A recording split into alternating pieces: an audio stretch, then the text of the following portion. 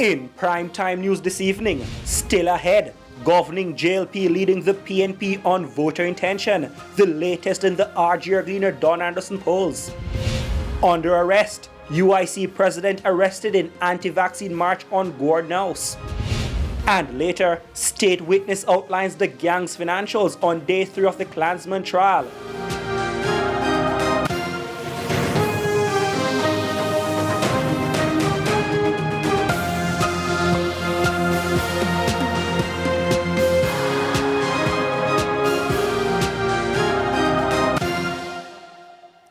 Good evening. Thanks for joining us for Primetime News. We're live on air and online at onespotmedia.com. I'm Herman Green.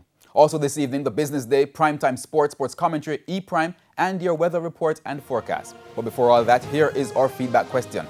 This evening we're asking, what are your views on the findings of the RJ Gleaner Don Anderson poll showing a dip in the government's performance ratings?